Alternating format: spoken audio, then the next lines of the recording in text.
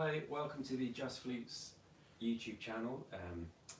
Thanks for joining me today. Don't forget to subscribe to the channel at 2 o'clock every day. I think Rod C is doing some brilliant warm-ups for flute players. Hopefully you're joining me today with a tin whistle or a low D whistle all ready for the class. If you don't have one, head over to the Just Flutes website and you can order one and come back to these videos when you're ready, or you can also just follow along and join in with a flute or any other instrument, because I'm going to be teaching the tunes by ear. So I'll go nice and slow. You can rewind them afterwards if anything, if I'm going too quick. I'm going to show you some ornaments. For the next 5 days I'm going to be doing this class for half an hour at 4 o'clock from the Just Flutes YouTube. If this is the first time you've learnt something by ear and you're really worried about that, don't worry, because if you go to the Just Flutes website, there's a link from the homepage to the YouTube classes, and there's a link on there to download the sheet music for today's class. And if you go back tomorrow, there'll be the link for tomorrow's class as well.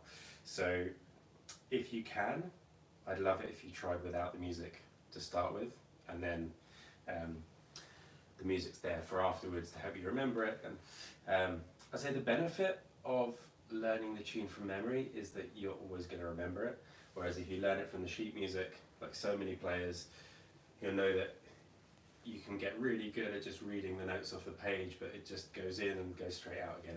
You don't retain it, you don't keep that tune with you forever. So we're going to start today with a lovely slow air.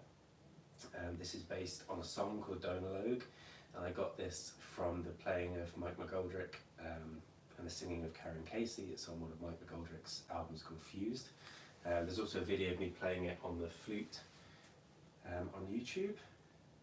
I'm going to play it to you a couple of times, and then we're going to take you through it step by step, show you all the notes in it, show you the ornaments, and hopefully by the end of today you should have added a nice Irish whistle tune to your repertoire. Okay, this is Donologue.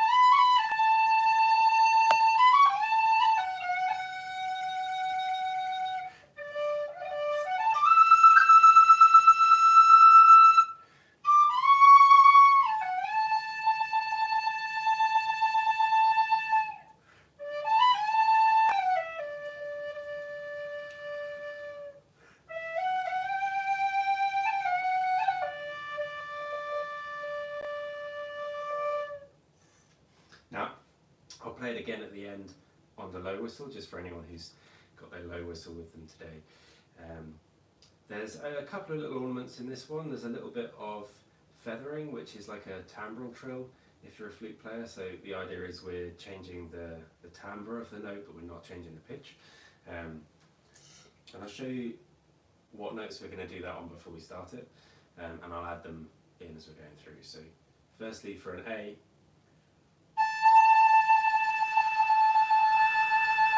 so with your tin whistle, if you're completely starting from scratch with it and you're not sure which note is which, starting from the top would B, A, G, F sharp, E, D.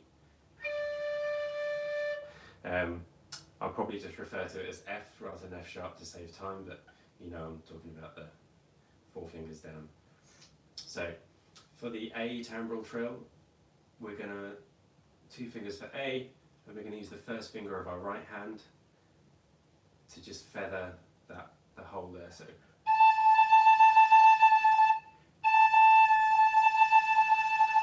we're just adding some interest to that note, because when you're playing Irish music, we want to get rid of our, if you're a flute player, we want to get rid of our beautiful vibrato and replace all of that with techniques from the fingers. So you just want a kind of constant stream of sound, and you're just interrupting that and adjusting that with the hands. So that's your A feathering. F sharp feathering, so that's 4 fingers down, and you're going to use right hand 3rd finger. So it's like you're missing a hole from the note you're playing and you're tapping on the next one. It just adds character to the note. Next one we have is G, so that's 3 fingers down, right hand middle finger. You might find that makes a lot of difference. So maybe let's try using the 3rd finger of the right hand. Or if you're going to use the second one, just lean it back off the hole. You just want to get it so you're getting a tiny bit of effect of the timbre and not too much. It will be different on different whistles as well. And there's just one more that we're using the tune, and it's on the C sharp. C sharp is all fingers off. You might find that to steady the whistle, you need to put your little finger on of your right hand, or you can put the middle finger of your right hand on just to stop the thing from falling out of your hands.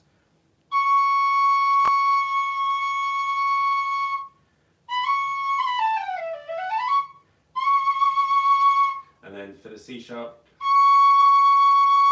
you might find left 2 or left 3. So I'm going to say 1, 2, 3, 2 fingers, 1, 2, 3 in the right hand. You might find left 2 or left 3 is nice for the C sharp.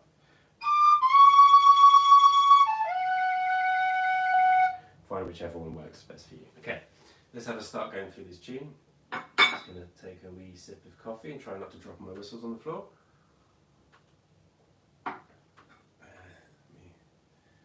Move that fella. Okay. I should say as well, I don't know if I did already, please go ahead, subscribe to the Just Flutes YouTube. Find me on YouTube, Philippe Barnes, and subscribe to there if you want to keep up to date with stuff. I have tune books, shamelessly displayed here, flute and piano pieces, and a book about playing Irish music on the silver flute, if you want to learn all the ornamentation and techniques and tunes for doing that. And you can also get me on Skype if you want a one-to-one lesson. Okay, start with this tune. So we're starting on an A. Just do it piece by piece and then gradually make it longer sections.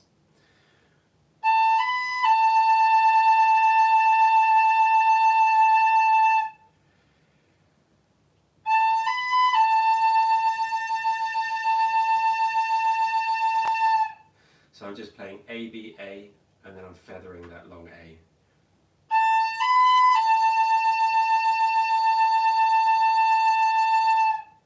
Again.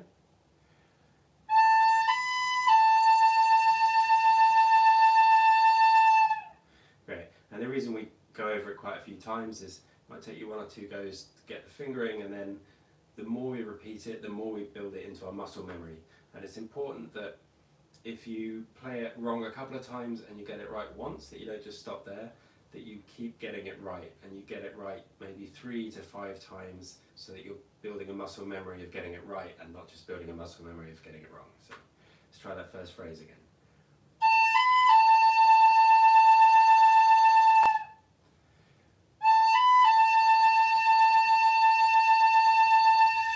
Great. Next phrase starts on a G.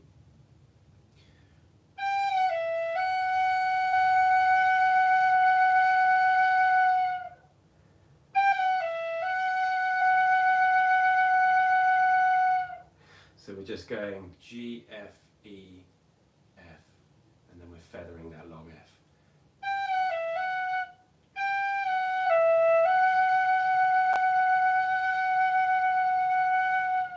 because it's a slow air, the tempo is very rubato, so you just decide how long you want those phrases to go, how quickly you want the movement to happen, and just try and feel it.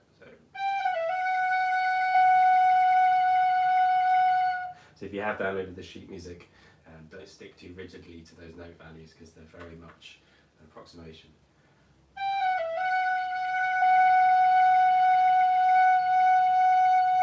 Let's do that a couple more times.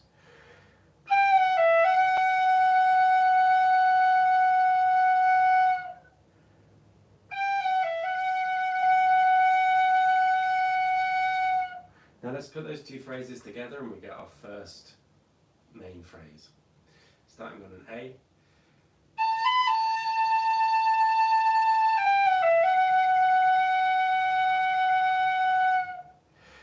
Again.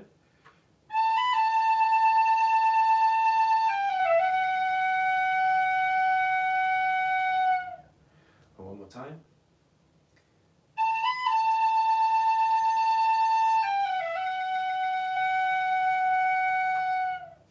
Lovely stuff. Now the next phrase, we're going to put in a couple of real short notes. As you say, with the ornamentation for Irish music, usually it's not a melodic ornamentation, it's a rhythmic one. So whereas we're used to playing the flute, making every note beautiful and fill its full length, even if it's a really short grace note, with Irish music we're looking to use it in place of the tongue. So instead of tonguing new notes, you use the fingers to articulate them. And a little phrase here.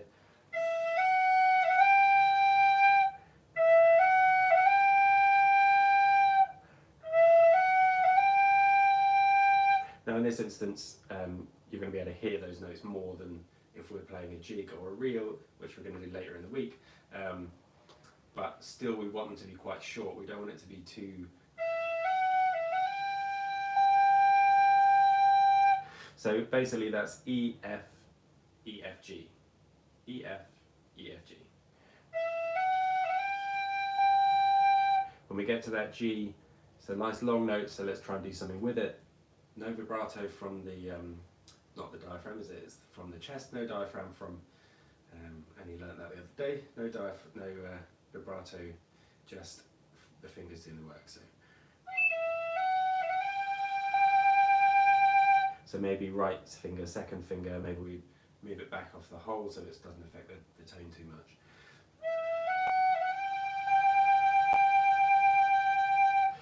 One more time.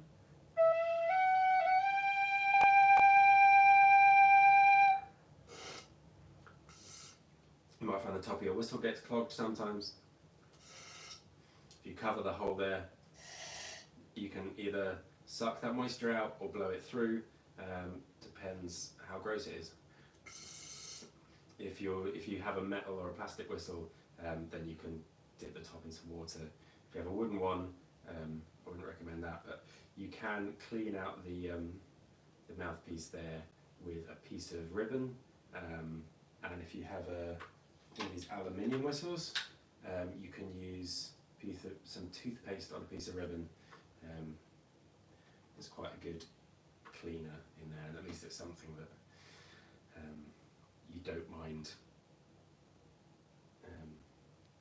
having near your mouth. It's not some weird chemical cleaner. So, okay, stop rambling, keep teaching the tune.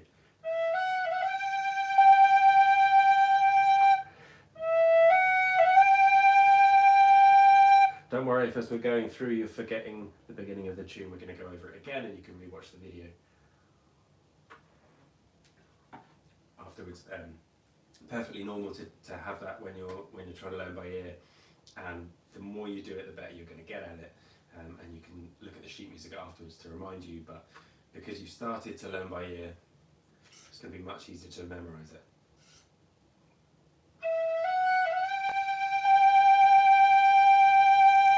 Then the next phrase.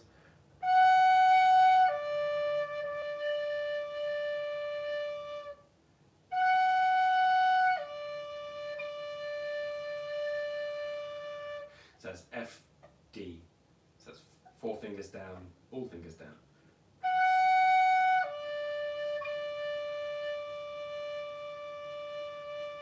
Now this is one place where I am going to tongue the note when it starts again, because the low D, there are some ornaments we can do to restart it, and later in the week I'll show you a cran, which is also a nice thing to do here. But I think as long as the tongue is a real soft sound, like a D rather than a T or a K,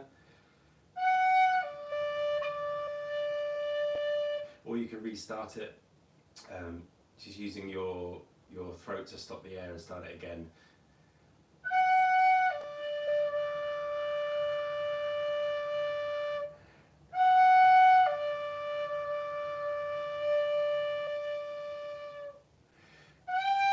So let's put those two phrases together, starting from an E.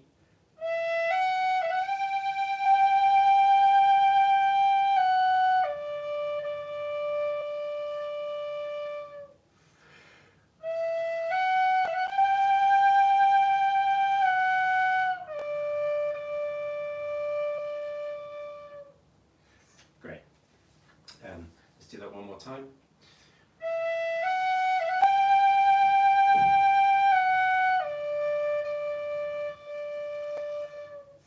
Now let's just play it from the beginning. Don't worry if the beginning seems like a million years ago. Try and join in when you can. Starts on an A.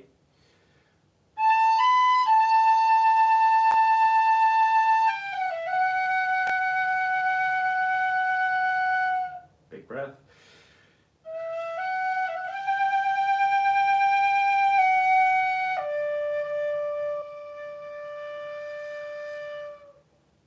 Lovely, one more time.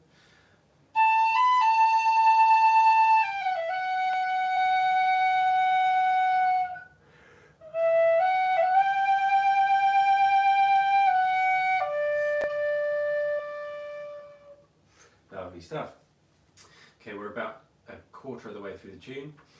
I'm sure you're all doing great there at home. The next phrase starts with D major arpeggio, if that helps. And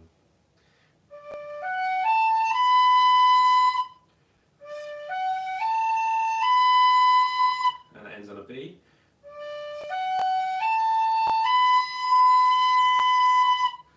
So starting on a D,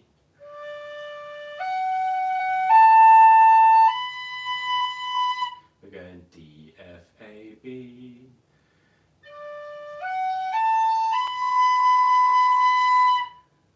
One more time. Then we're going to pop in another little, another couple of grace notes. So C sharp, B, A. Seems we're playing that long A, seems a shame not to feather it.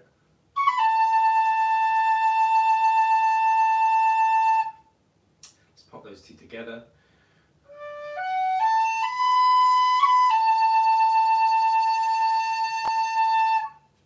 Do that a couple more times, get it under the fingers.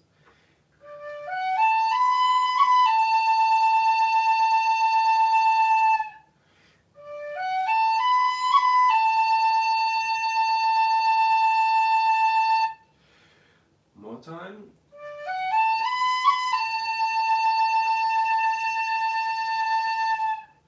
Lovely stuff. Now the next phrase we're going to add in a few cuts.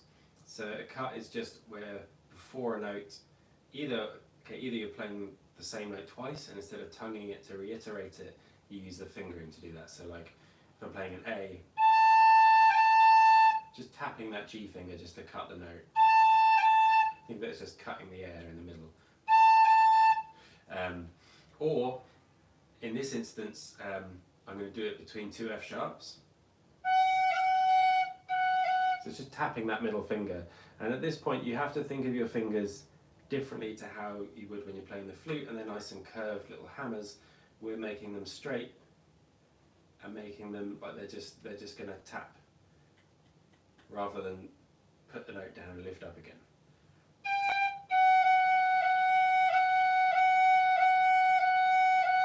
So you can just try that, just tapping that finger down. And we're also going to pop a cut in between a C sharp and a G. Now, obviously not the same note. And when we go C sharp, C sharp to A, we're going to pop a G in the middle. So C sharp, G, A.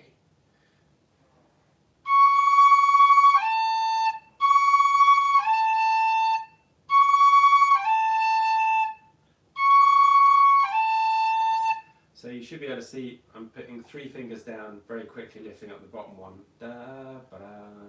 Just gives you, gives that A a little bit of a lift. So we'll split this phrase into 2 little chunks for you. So that's B, C sharp, G, A.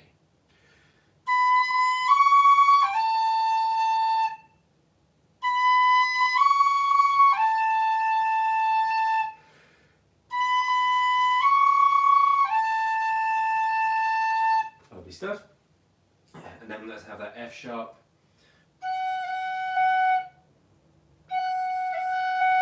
Just tapping that second finger, the E finger.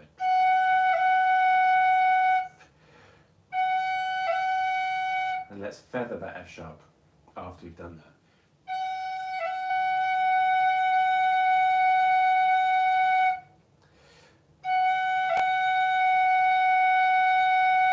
Should say as well with the feathering, with vibrato we often treat it as something that grows through a note, but with the feathering we probably want to keep it constant all the way through. So it's a very different way of approaching expression in the notes.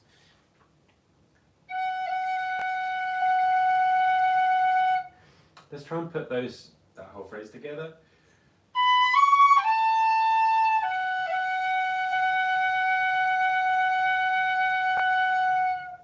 Again.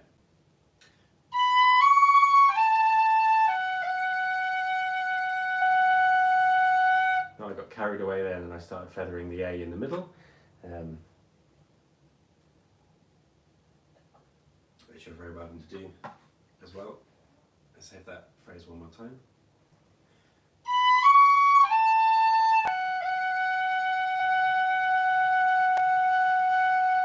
This might seem like a lot of ornamentation going into it. You can also just learn the tune without it and add it afterwards. I find this is a good way to kind of introduce it bit by bit. Let's put those 2 bigger phrases together, starting from the low D, going up D, F, A, B, C, A, F, F. Play that a couple of times.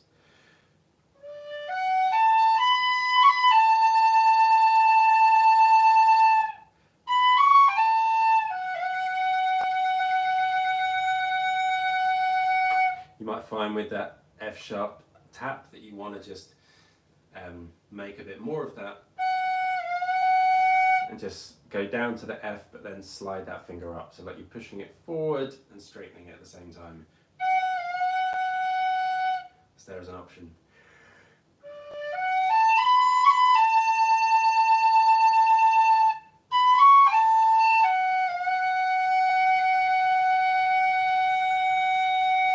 Lovely stuff. Let's keep cracking on. The next phrase starts in a similar way. We're still going up that D major, but we're going to jump up to this is real like the pinnacle of tune, the high point. We're jumping up to an E, but before we get to the E, we're going to play a D really quick. We're just going to cut that E with a D. To show you that before we get to it.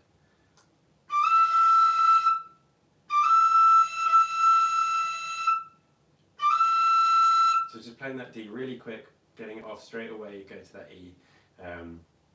It can help with the transition to that second octave. It can be quite nice. Some whistles are harder to play in the second octave. If you want any advice about a whistle to buy, if you've got one now but you'd like a better one, or if you don't have one at all and you'd like one, I did a load of videos on the Just Flutes YouTube, which you can see now, or please feel free to send me a direct message on Instagram or Facebook, or leave a message in the comments below and I will try and answer all of them.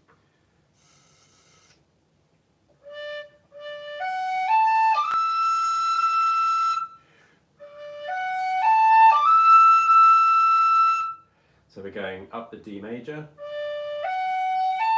D, F, A, and then we're going D to E really quick.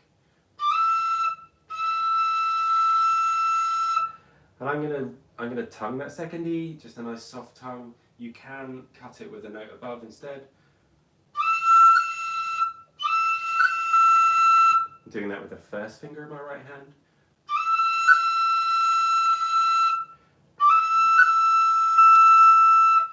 If you want to feather that E as well, you can do it. We can't leave a hole and feather the next one, but we can bring our right hand finger just to the right hand side of that hole, so you're barely covering a tiny portion of the hole, and it sounds like this.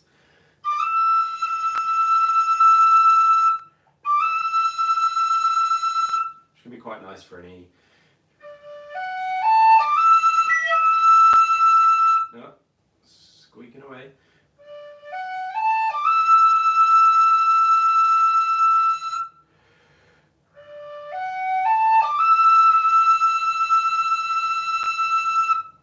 Lovely stuff. Next phrase.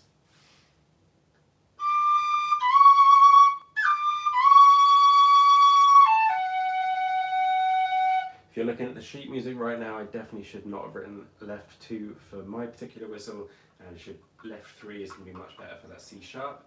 We're going from a D.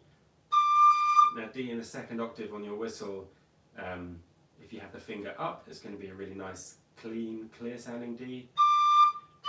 If you keep the finger down, it's going to be a richer, rougher sounding D, which you can pick depending on how you want it to sound at the time, or your particular whistle and how it responds.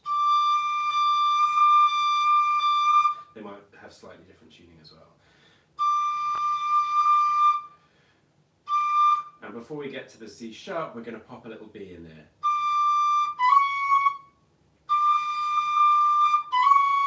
So we're going D, B, C sharp, but we're only staying on that B really quick. And we're going to feather that C sharp with whichever fingers works best for you. I'm going to use left 3.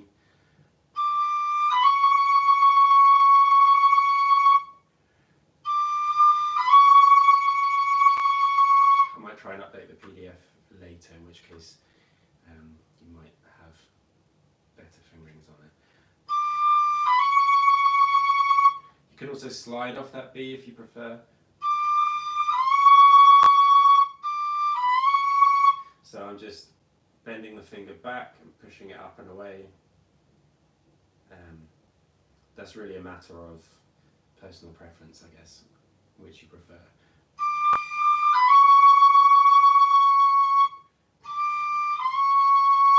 The slide can be really quick, just a subtle little. And after that we go.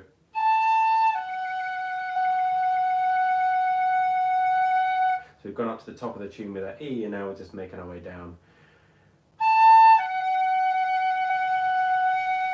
So A, F sharp, we're going to feather the F sharp.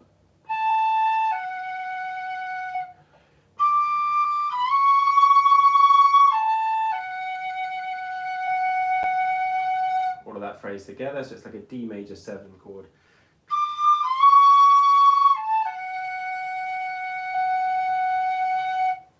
Lovely stuff, one more time.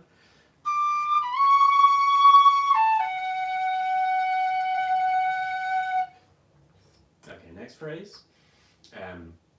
This is now harking back to the very beginning of the tune, so it's very similar to our opening phrase.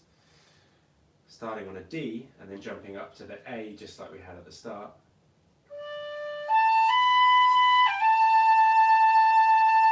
But we're going to cut the last A this time with a G.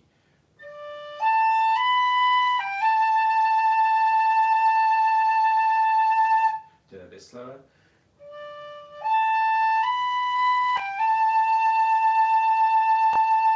So D, A, B, G, A.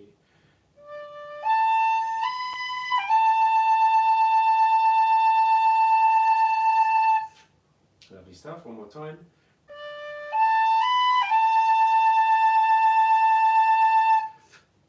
Okay, for the next phrase we're going to do a little bounce. When we go from the A, we're going to an F sharp. When we put both fingers down for the F sharp finger is going to come up again, and go back down again. So let me show you that slowly. A, F, G, F. But we want it to be quick, so it's going to look more like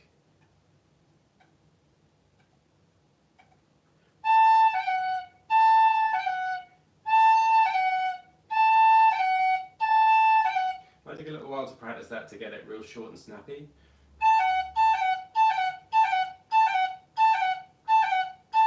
And the bounce is something that we're going to add into the other tunes later in the week. Once we get to that F sharp, we're just going to go down the scale to the D.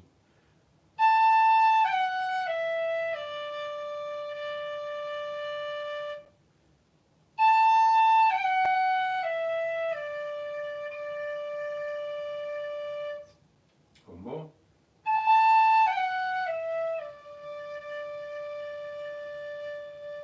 Let's add those two bits of the phrase together, starting on a D.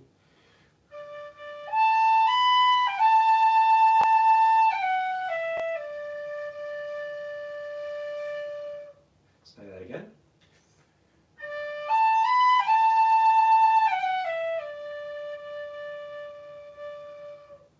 One more time.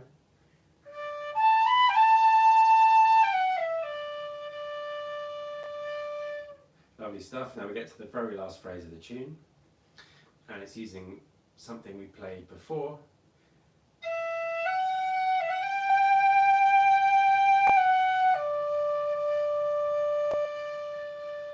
You may or may not remember that from the second phrase of the tune.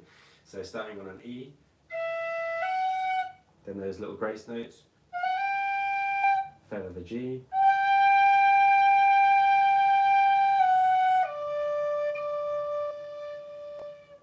so just that last phrase a couple of times round.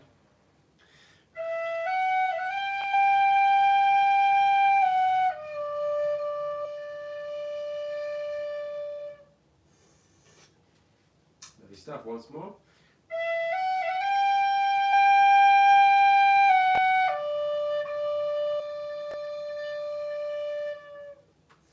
Fabulous. Now, I'm going to play it through once on the low whistle, just for anyone who's been joining in with that.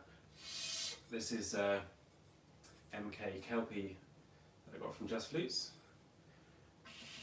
Low D.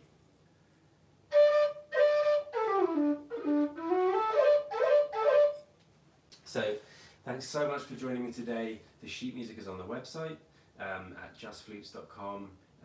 You can head also to philippebarnes.com to check out my tune books. You can also order my sheet music and all of my tune books and things from Just Flutes. Subscribe to the Just Flutes YouTube, subscribe to my YouTube if you want to see more stuff. Any questions, hit me up. I hope you've enjoyed it today, and I'll be back the rest of the week to do some jigs and reels and polkas and some other stuff. So thanks for tuning in. This is Donalogue.